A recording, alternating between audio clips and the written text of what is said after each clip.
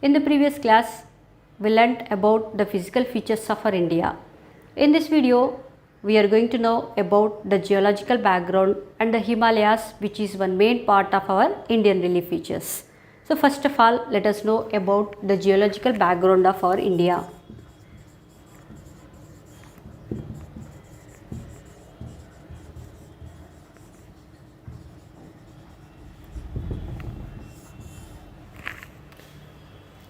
In the early 20th century, a German geophysicist called Alfred Wegener introduced the theory of continental drift. According to his theory, millions of years ago, all of continents were combined into one supercontinent called Pangaea.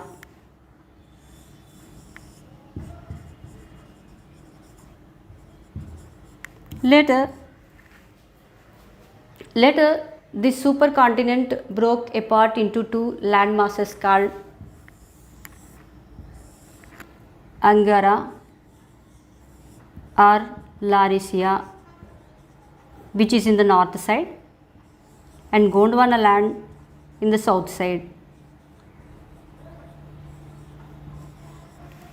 And the sea that exists between in these two land masses is called Tethys Sea. So later, the silt deposit in the Tethys gave rise to the Himalayas. So like this, our world landmass originated from these two Angara and Gondwana landmass. Our Indian peninsula was part of this Gondwana landmass. Now let's have a look on the geological background.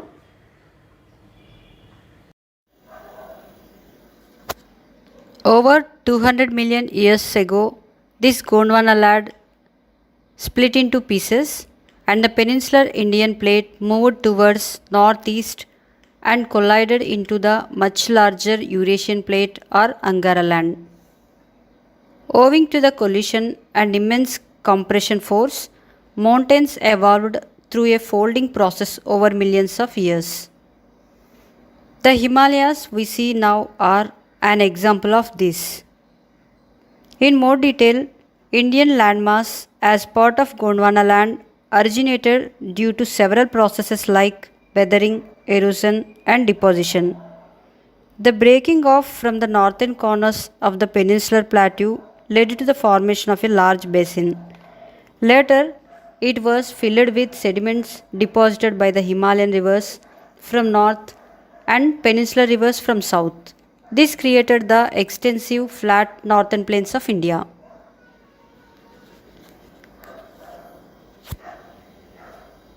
Now let us know about the major relief features of our country.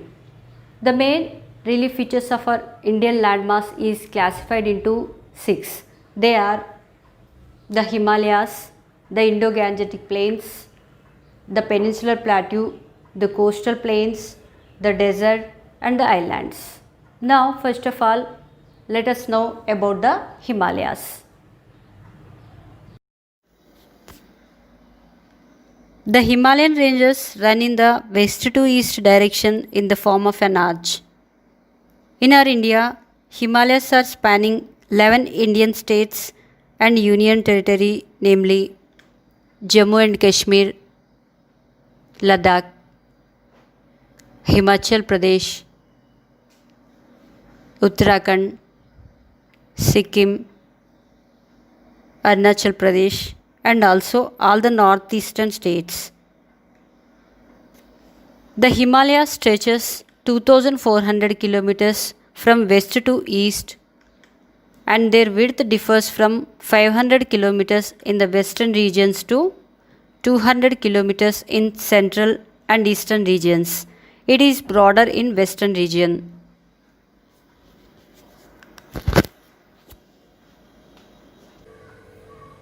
Himalayas are divided into 3 types based on the height of the Himalayas. They are Greater Himalayas, Middle Himalayas and Shivalik.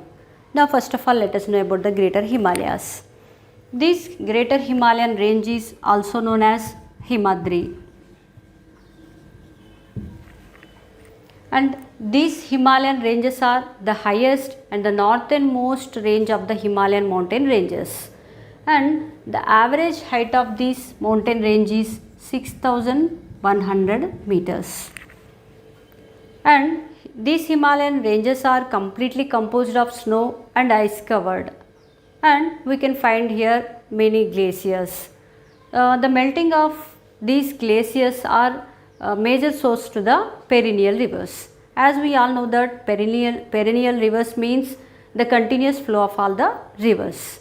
Now let's have a look on the world's highest peaks in this Himalayan region. This greater Himalayas contain many of the world's highest peaks like Mount Everest,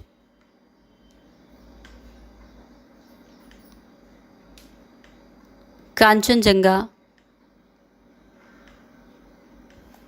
Gauri Shankar, Dhavalagiri, Nanda Devi,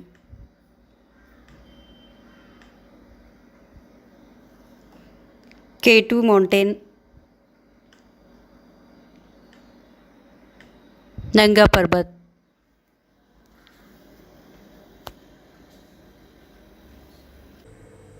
Now let's have a look on the middle Himalayas.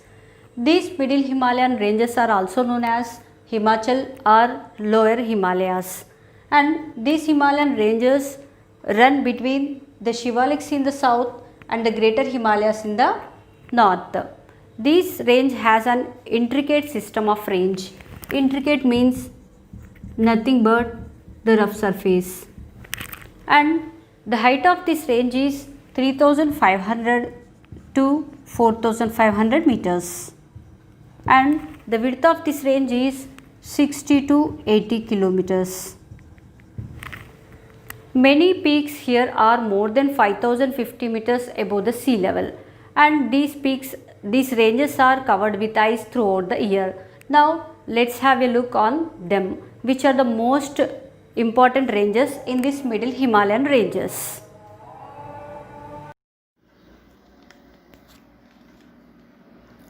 Pirpanjal range, Dhauldhar range, Mussoorie range, Nag Tibba range,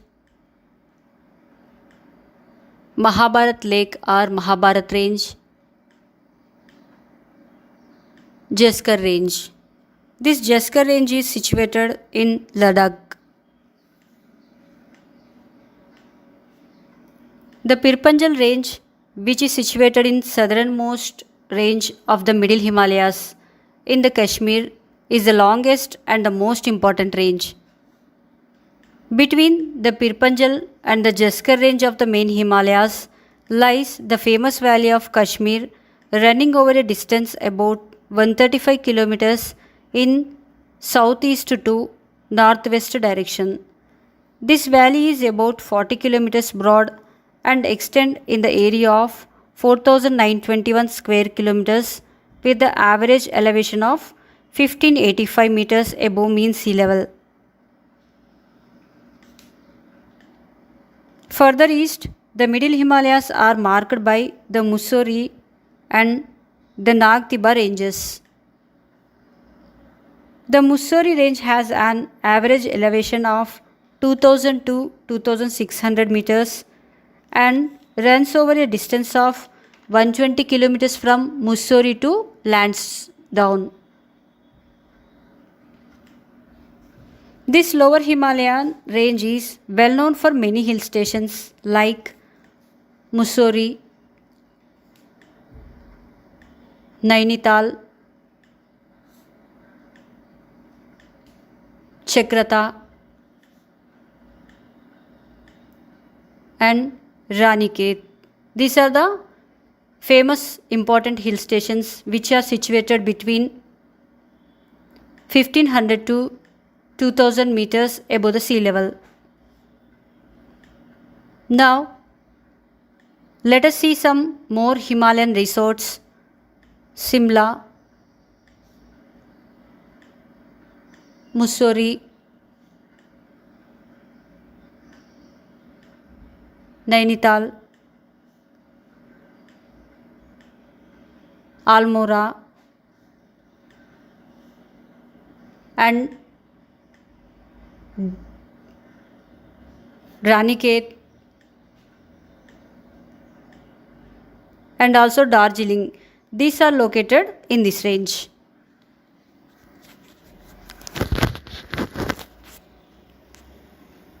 Now let us see about the Shivalik. This range is formed in the last stage of the formation of the Himalayas. This range is called as Outer Himalayas due to it comprises the outermost range of the Himalayas. This range appears like hogback. So this range appears like hogback due to its steep northern slope. Now let's see the picture of the hogback.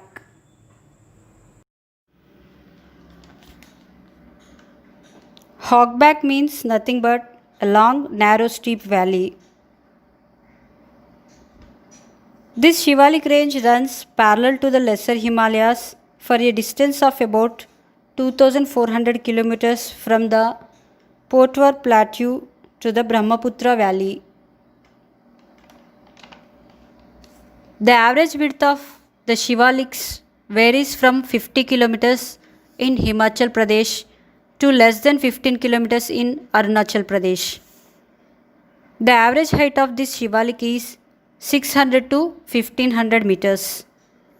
These are almost an unbroken succession of low hills except a gap of 80 to 90 kilometers which is occupied by the valley of Teesta river.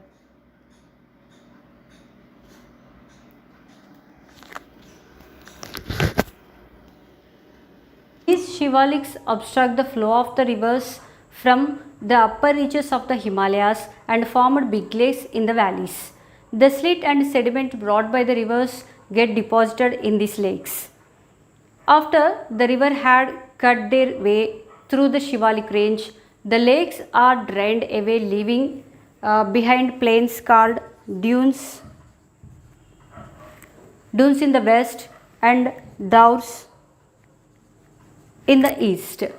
The Dehradun is the best example of this plains, which is 75 kilometers long and 15 to 20 kilometers wide. Brahmaputra Valley marks as the eastern boundary of the Himalayas. In Arunachal Pradesh region, the beyond of Dihang Valley, the Himalayas takes a hairpin bend to the south and acts as the eastern boundary of India, and it's run through the northern eastern states. These divisions are known as Purvanchal.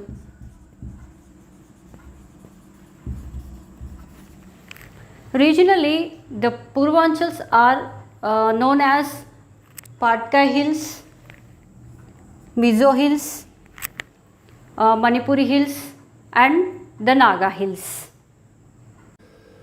Now let us see about the advantages of Himalayas. The Himalayas stop cold winds from the Central Asia, and these are the sources of all the rivers, means these are the sources of the great rivers of North India, and these are the reasons for summer rains and monsoon type of climate. So like this, the Himalayas plays an important role in economic and cultural development of India. In the next class, we will learn Indo-Gangetic Plains and Peninsular Plateau.